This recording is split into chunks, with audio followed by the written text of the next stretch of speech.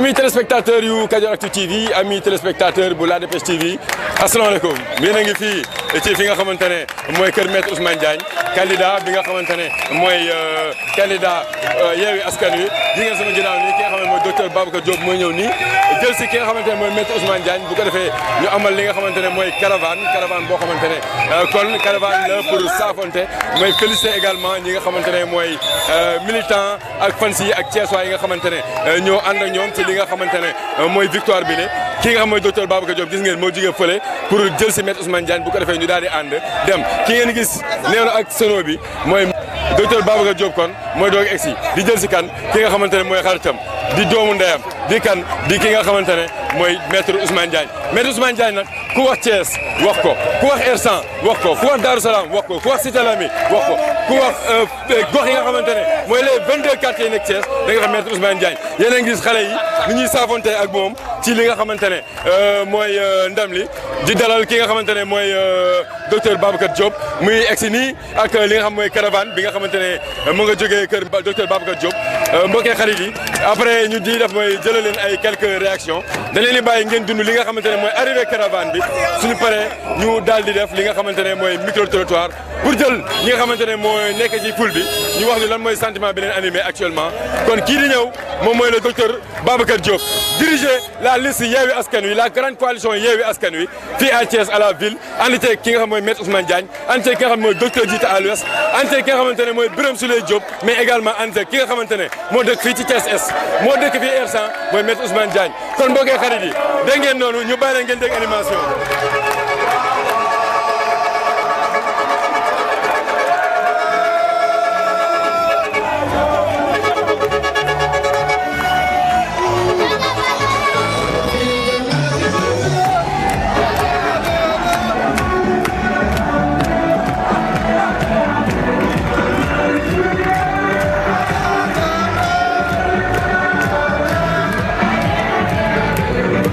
Voilà, ngeen gis noonu kon l'arrivée de docteur Babacar Diop. Là, c'est une caravane de victoire. C'est vraiment une caravane de victoire avec le docteur Babacar Diop qui vient d'arriver avec vraiment une mobilisation extraordinaire. Ce qui montre que la victoire n'a pas été chippée, ce qui montre que la victoire n'a pas été volée. Car si vous voyez la foule qui accompagne le docteur Babacar Diop, si vous voyez la foule qui accompagne kii nga xamante ne mooy maître Ousmane Diagne ngeen xam ni waaw mu ngi noonu du victoire boo xam ni c'est une victoire qui a été volée. Voilà l'arrivée de docteur Babacar Diop vraiment qui a gagné avec une victoire écrasante ñi nga xamante ne la mooy la majorité mi ngi yëkkati loxo bi noonu nag di saafoon ak ñi am mooy foule bi jël si xaritam maître Ousmane Diagne waaw maa leen jaajëfal kon ñu wax leen dégg ngeen noonu lii mooy victoire. Ça c'est la victoire de la grande coalition Yewwi Askan Wi voilà amis téléspectateurs voilà comment voilà maître Diagne qui vient de sortir voilà maître Ousmane Diagne mooy génn noonu waaw kay maître Ousmane Diagne qui va rejoindre son ami son frère le docteur Babacar Diop pour une caravane de félicitations mais également une caravane de remerciements voilà à l'endroit des militants, des habitants et des populations qui habitent Thiès. Voilà maître Ousmane Diagne qui a rejoint son ami. Voilà, nous vous laissons savourer.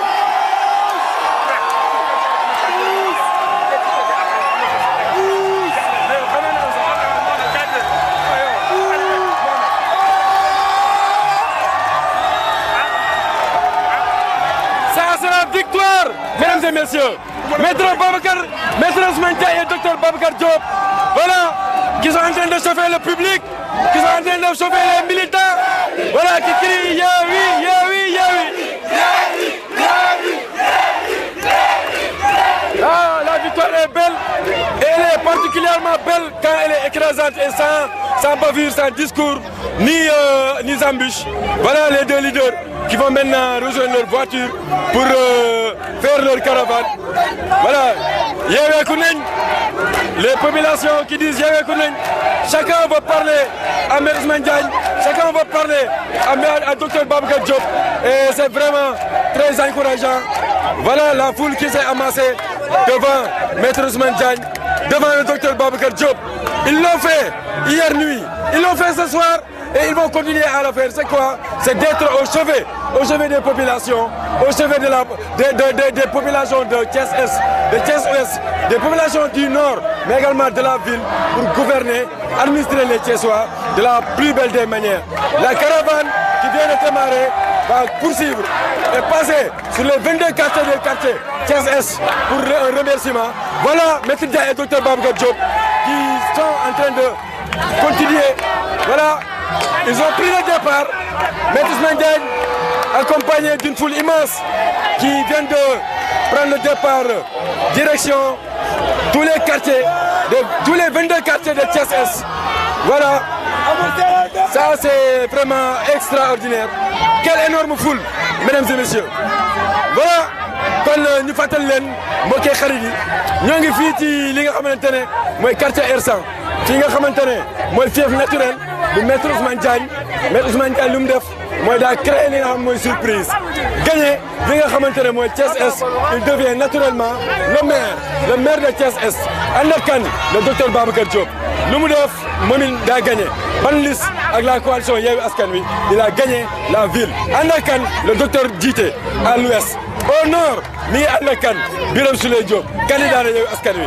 ni ñu ko defee Thiès dañ ko defee fépp yéen a ngi gis lii vraiment c'est Yewwi Askan Wi mesdames et messieurs kontaan la gars yi def ñu leen jaajëfal voilà mesdames et messieurs ça c'est Yewwi ça c'est Yewwi ça c'est Yewwi quelle force mesdames et messieurs quelle capacité de mobilisation voilà mesdames et messieurs voilà nous vous laissons savourer ces images voilà. Et ça dit, mesdames et messieurs, comme li ñuy wax foo sànni mbatt mu teg dañoo taxaw ak koo xamante ne suñu grand la suñu xarit la ñu ngi koy wax góor gi ba waa góor gi yaa ngi woon si liggéey bi depuis ba mu commencé ba tey nga gëm Maître Ousmane Diagne xam nañ si sa taxawaay démb ci centre bi wéetoon na trop mais bi ñu defee jukki yaa gagné lan ngay wax. waa asalaamaaleykum waa R100 waa Thiès waa ñëpp ñu ngi leen di nuyu dañoo kontaan ci victoire u Maître Diagne bi dañ koo yéene Maître Diagne dafa yàgg sonn ci nit mérite la nag le moment est venu ñëpp a ngi génn di savourer victoire bi baatal nañu campagne bu normal bu solennel amul histoire amul xeex dañ koy santé suñu borom ak jeunes yi ñu àndal surtout jeunes yi ñu àndal jiite ay xale dafa metti boo yoree ay booy neer day tàng ñu lay attaqué doo mën a def dara ñu ngi remercier booy yi wax dëgg yàlla dañoo kontaan ci suñu victoire kontaan nañ ci yàlla nañu jig waaw sonn nañ ci trop nag. ok merci grand. voilà mu nekkoon góor gi ba dëkk vraiment fii nga xam mooy R100 di kenn ci Maître Ousmane Diagne bokk ci li nga xamante ne mooy coalition Yewwi Askan Wi bokk ci également ñi nga xamante ne ñoo liggéey li nga xamante ne mooy cette victoire ñu ngi koy jaajëfal bu baax a baax. voilà on va continuer du plus belle nos ITV ñu jël benn soxla pour xool vraiment li nga xamante ne moom li nga xamante ne mooy exploit bi nga xamante ne kii di la coalition on va dire Yewwi Askan Wi a réussi à le faire ici à Thiès vraiment la coalition qui a pu détrôner le baobab de Thiès Idrissa Seck. La coalition qui a détrôné, je veux dire, la coalition ou bien Idrissa Seck, c'est la coalition Yewwi Askan Wi. Nous allons continuer de plus belle à prendre des ITV. Monsieur, pardon. Asalaamaaleykum ñu ngi lay ziar voilà daw na interview bi voilà daw na caméra bi ñu ngi koy jaajëfal kaay ma jël la voilà nga bokk ci li nga xamante ne mooy Yewwi Askan Wi tey Yewwi Askan Wi daal di vraiment créer li nga xam mooy la surprise détrôner ki nga xam moom lañ doon wax l'inboulonnable Idrissa Seck battre ko ba ci bureau de vote lan moo lay animé boo gisee loolu. waaw salaamaaleykum grand ñu ngi lay nuyu di lay ziar di kontaan vraiment ci réaction am na zéro actuellement ni moom vraiment ñun Thiessois yëpp dañoo kontaan parce que depuis un certain temps dañu ñoo tëjoon ci prison mais yàlla ak Yewwi Askan Wi ñëpp yeewi waat nañu donc dañuy wax vive Yewwi daal na yàlla defal ndam si candidat yi ba lépp lu ñu am yéene ci Yewwi Askan Wi yàlla defal leen ko xam naa daal loolu lañ amoon liñ ci wax di jégalu. jërëjëf voilà dégg ngeen noonu gars yi daal koo xam ne dañ ñoo yeewoon mais léegi yeewi nañ ñu gis ngeen li nga xamante ne mooy ful bi vraiment mi ngi rafet ñu jël ba tey beneen intervention monsieur Tour bi naka la. Bamba Baldé. Bamba Baldé yaa ngi ci li nga xam mooy Yewwi Askan Wi ñu gis la nga nekk ci organisation bi bokkee ci Maître Ousmane Diagne alors victoire Yewwi bi nii lan la lay def. waaw dama ni avant tout dañuy julli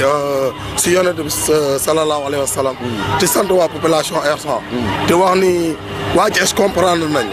parce que comprendre nañ ni ab dëkk lu koy tabax sont des projets mais nekkul di ñëw naka mbaay bi moo tax actuellement vraiment on est tellement content on est tellement ému mënuñu wax sax fi mu ne lu ñuy sentir quoi ndax population bi dañoo comprendre donc lii nii rek c'était juste pour wan nit ñi ab dëkk soo ko bëggee defar da ngay yee nit ñi mais doo fi nekk xam nga di corrompre wala leneen quoi. Merci beaucoup jërëjëf. Voilà mesdames et messieurs on va évoluer dañuy évoluer dem seeti ñi nga xamante ne ñoo nekk ca kaw pour xool exactement ce qui se passe des voitures qui dirigent la caravane xool également la foule danañ jox rendez-vous dans quelques minutes ñu jëlaat leen fekk ñu gën a jege caravane bi pour vous montrer l'immensité de la foule qui est en train de suivre Maître Ousmane Diagne mais l'immensité de la foule qui est en train de suivre le docteur Babacar Diop qui est en train de faire une caravane de remerciements avec son ami son frère Maître Ousmane Diagne après la victoire éclatante obtenue par le Yewwi Askan Wi ici à Thiès sur les 3 communes et la ville. Mesdames et messieurs, on se capte tout de suite au début de la caravane où on va rattraper la foule pour vous montrer le meilleur de cette caravane.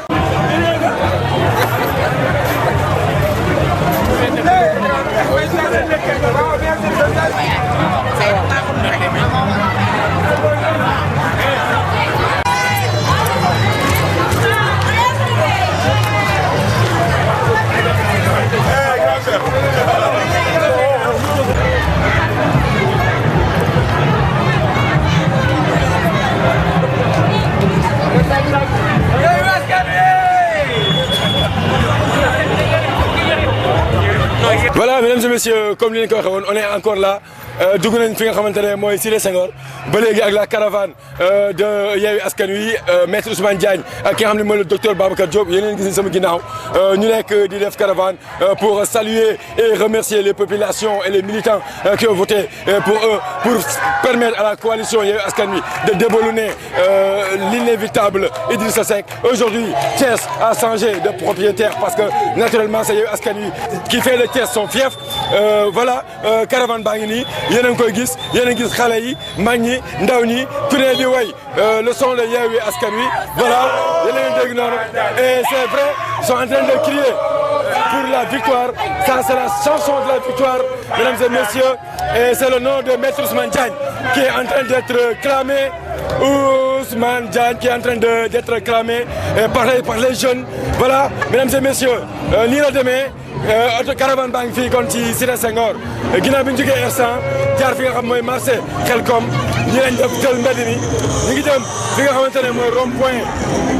point wu hôpital régional bu ñu jógee hôpital régional jaar devant l'hôpital pour continuer. Voilà on voit aussi les sportifs qui se sont mêlés à la caravane car Maître Ousmane Diagne c'est un sportif. Maître Ousmane Diagne c'est le président de l'ASC Defar R100 yéen a gis noonu caravane bi mu ngi suñu ginnaaw une caravane très forte une caravane où il y a la mobilisation et ça prouve mesdames et messieurs que c'est une victoire encore une fois c'est pas une victoire qui a été volée c'est pas une victoire qui a été chippée mais normalement mesdames et messieurs c'est une victoire de longue haleine dont le travail a été abouti dont le travail a été fait pendant des années parce que tey ko wax Maître Ousmane Diagne lu mu lay wax c'est un homme social et loolu ñun ko weddi ko wax docteur Babacar Diop c'est quelqu'un qui a représenté les étudiants pendant très longtemps et loolu aussi kenn du ko weddi yéen a gis xale yi avec le drapeau de docteur Babacar Diop yéen a gis caravane mënu sax bouger caravane bi mënul bouger dafa bañ parce que la foule a bloqué les voitures dirigées par Maître Ousmane Diagne la voiture où se trouve Maître Babacar Diagne et le docteur Babacar Diop foule bi ñoo ko bloqué ne mënatuñ dem pour wane seen contentement ak seen satisfaction et loolu mooy loolu vous voyez Yewwi Askan Wi avec le slogan Thiès ba jeex moo koy xar yi wax na lépp Thiès ba jeex mooy dafa gëm Thiès ba mu jeex tàkk waaye kii mooy le docteur Babacar Diop voilà qui a dirigé à la victoire la liste de la grande coalition Yewwi Askan Wi moo ngi nii c'est le docteur Babacar Diop mais cette victoire ne pourrait être une belle victoire sans Maître Ousmane Diagne sans le docteur Djité mais également la victoire ne peut pas être belle sans ki nga xam moom la ñuy wax Birame Souleye Diop mi nga xamante ne moo nekkoon au nord vraiment mu nekk ay mag ay rak ay xarit ay frères ñu ngi noonu yéen a leen gis ci caravane bi ñu nekk ci li nga xamante ne mooy loolu. voilà Djibi voilà kay ñi ngi am fii aussi keneen ñu koy wax Djibi dëkk R100 jege Ousmane Diagne moom it ci équipe bi xeex bi yàgg na il a été présent depuis le début du combat vraiment am na ñu beddee ko moom dafa toog mais fii lay xaar je vais accompagné Maître Ousmane Diagne à la victoire. Aujourd'hui, Maître Ousmane Diagne accompagné de ses frères docteur Babacar Diop mais également Birame Souleye Diop ak docteur Djité gagné na li nga xam mooy élection yi bi nga gagné lan nga sentir. waaw li ma sentir bëri na Junior li ma sentir bëri na trop c'est parce que Maître Diagne dafa nekk nit koo xamante ne nit ku noble nit ku modeste nit ku oyof nit ku bëgg nit parce que lépp lu mu def pour quartier bi la lépp lu mu def ngir honneur quartier bi lay wër non seulement du R100 rek mais à dehors de R100 da koy defal waa Cité Lamine da koy defal waa Mbambara da koy defal ñeneen ak ñeneen ak ñeneen non seulement ku xamul dëgg-dëgg da nga naan kii ASC defal R100 rek defal mais non xeexul ASC defal day xeexal pour waa Thiès Thiès ay xeexal Maître Diagne ku ko xam rek xam ne kii Thiès ay xeexal dafa bëgg Thiès am na ñoo xamante ne man bi may jógee topp ci caravane bi tout récemment Guy Sombel gis naa ci benn maire moo xam ne wax na loo xamante si keroog bu ma demee kër dama doon jooy ndax lan ndax émotion li mu wax ci Maître Diagne man Maître Diagne ku ko bëgg naa la ku ko bañ naa la ndax dama ko bëgg ndax dignité dama ko bëgg ndax fonk nit respecté na ma toppatoo na ma ay këyit du benn du ñaar plusieurs fois may respecté te su ma ko woowee automatiquement muyu ma jibi ma ne ko sa tur lay jaar waaw sama tur jibi dafa décroché ma naan jibi ma ne ko waaw maître man dama soxla casier judiciaire wala ma sama jabar bi ma koy resté lijjantil pièce carte d'identité moom moo ma ne waaw ñëwal sama bureau ma ñëw bureau mu wax ma fi ngay jaar ne ma jibi il faut ma 4 ans bu soog di am carte d'identité ma ne maître ma ne ma waaw ma ne kon garaaw kii moom xam naa ni kon kay inquiétam du yomb mais yooyu yëpp ay effort yi muy def ak ñeneen lu mu leen defar ci lu baax lu mu leen defal ci ngor kii amuñu leneen luñ koy kii ñun boo gisee oto yi yëpp xoolal fële waaw mais cet ba fële waaw sama kii nii sax maa ngi ñëw boo gisee oto yi yëpp rangaloo te ca kanam ak kanam la ko caravane bi nekk waaw loolu lu mu lay wax mbégte la ba tey mbégte la encore Junior dama la koy waxaat encore une fois gis nga ci cadre boobu ma la wax ne ci cadre kayit yi noonu bàyyam ak sama bàyyi la woon te bàyyam dem na yàlla na ko yàlla yërëm wax dëgg yàlla amoon nañ yéene mu fekke lii mais jàmm ak pexeem yàlla ak dogalam lii la yàlla def mais nag ma bëgg la xamal benn mbir ni fi mu tegoon bàyyi fa la teg sama bàyyi man tey jii ba tey suba ànd nag sama papa ñëw kër maître ñu ne dafa génn jabar lañu fa fekk madame la maire mais recevoir nañu madame la maire mel ni monsieur le maire lañu fa fekk xam nga loolu lu rafet la te nag mu dalal ñu nee ñu maître bu ñëwee lii paa bi wax naa ko wax monsieur le maire bon am nañ contentement boo xam ne amuñu fu mu commencé maître fu mu yem li ma koy ñaanal mooy ndam li yàlla na ko jik yàlla na sedd guy ci moom li mu yéene Thiès non seulement waxuma la R100 mais li mu yéene Thiès yàlla na leen yàlla may ñu yeggale ko ci jàmm yàlla nañ ci dugg ci bismillahi rahmaani génn yàlla alhamdulillahi rabbil alamin Maître Diagne Junior encore une fois man su ma leen wax ci moom dañu ku gars yi li wax faral di wax naan ay kii géej la man jàpp naa ne moom géej la wallahi lazim tibb tànk ci lu tax mu jeex ndax nit la koo xam ne nit ku noble nit ku modeste nit ku oyof ñi mu doon àndal bi ma xam Maître Diagne temps booy ba léegi malgré que moom mag mais ñi mu doon àndal ba tey ñooñu lay àndal fi mu fréquenté Bel Air fa lay fréquenté ba léegi nit ku woyof nit ku xam démb nit ku xam tey ku am kóllëre la ku yëg nit la ku fonk nit la yàlla nañ ci yàlla fayal mais kontaan nañ ci yow ami internaute yu Kayoractu TV ami internaute yu La Dépêche TV ñu ngi ba tey ci li nga xamante ne mooy caravane bi nga xamante ne c'est naturellement c'est le docteur Babacar Diop moo koy def accompagné de Maître Ousmane Diagne après la victoire mu nekk une caravane où ils sont en train de vraiment saluer mais également une caravane pour remercier les populations pour la confiance qu'ils ont eue sur la liste de la grande coalition Yewwi Askan Wi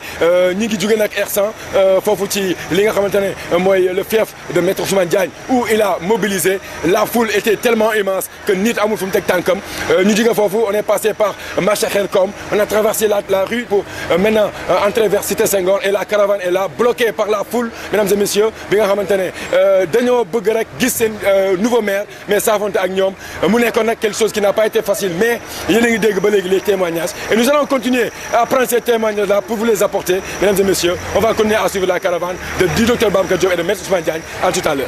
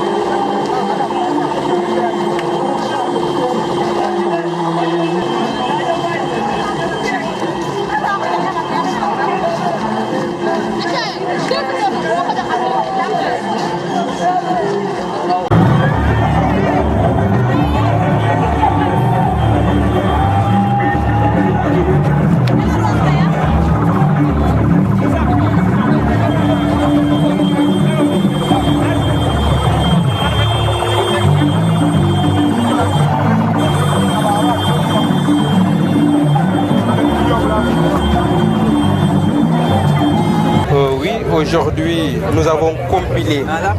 les résultats.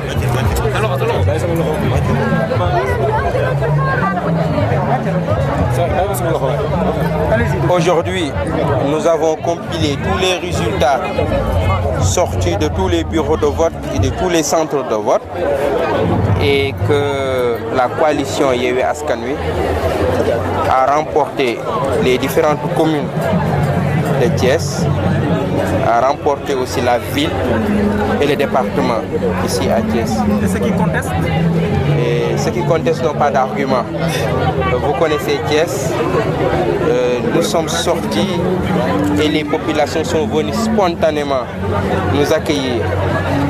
nous féliciter et nous montrer qu'elles adhèrent à notre projet et qu'elles portent beaucoup d'espoir au projet aussi de Yewwi Askan Wi. Aujourd'hui, le Yewwi a ravagé le Sénégal. L'ambition, c'est les présidentielles, bien sûr. Évidemment, le Yewwi, c'est un projet.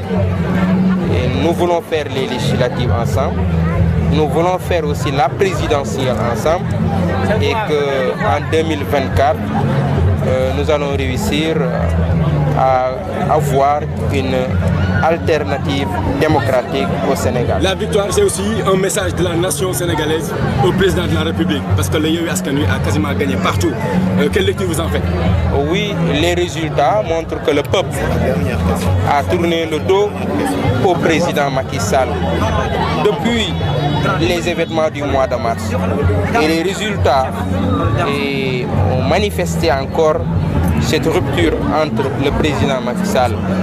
et la coalition Yewwi Askan Wi. Ce qu'il y a aujourd'hui pour nous, coalition de la Yewwi Askan Wi, c'est de préserver cette coalition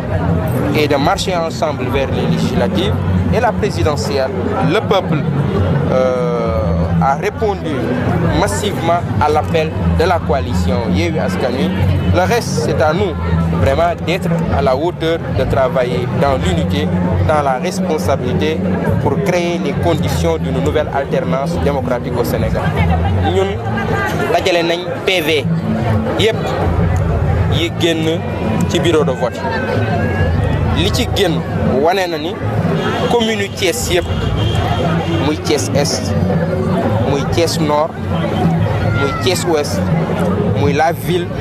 muy le département fii ci Thiès dugg na ci loxo coalition Yewwi Askan Wi. Loolu mooy li am. Détrôné nañ Idrissa Seck, c'est fini. Du ñun un problème avec Idrissa Seck. Ñun le message bi ñu am message la bu ñu adressé population thiessoise yi. Population thiessoise yooyu gis ci seen bopp, wan ñu cofeel, wane seen yaakaar ci coalition Yewwi Askan Wi, daal di koy dëggal fal Birame Souleye Diop ci Thiès Nord, fal maître Ousmane Diagne ci Thiès Est, fal docteur Mamadou Djité ci Thiès Ouest, docteur Babacar Diop ci Thiès ville ak professeur Mamadou Mboup ci département bi. Loolu nag dafay wane yaakaar ca tey jii bi ñu génnee di doxoon yaakaar boobu dafa yokk, ndax foo génn foo dem di nga gis askan woowu wane cofeel waaye wane yaakaar ju rëy a rëy ju mu am ci ñun ñi nga xamante ni ñu jiite coalition Yewwi Askan Wi. Xam nañ nag li ñuy xaar bu baax a baax, li ñuy xaar liggéey la. Waaw, am nañ ci conscience bi, dinañu ci góorgóorlu def ci li ñu war a def ba yaakaar bi askan wi am ci ñoom, yaakaar bi Thiès am ci ñoom, yaakaar bi ndawi Thiès am ci coalition Yewwi Askan Wi ci boppam, yaakaar boobu bañ a tas incha allah. Rendez-vous 2024. waaw, coalition Yewwi Askan Wi du coalition électorale donc projet politique la, coalition bu cohérente la. Dañu am yéene ànd tey, am yéene ànd suba ci élection législative yi, am yéene ànd ginnaaw suba ci élection présidentielle. Askan wi nag wan nañu li mu bëgg. Li mu bëgg moom feeñal na ko mooy ànd leen ngeen joxante loxo. Ànd boobu dinañ ko def ci législative yi, dinañ ko def ci présidentielle, su ko defee 2024 Macky Sall abal ñu. Merci.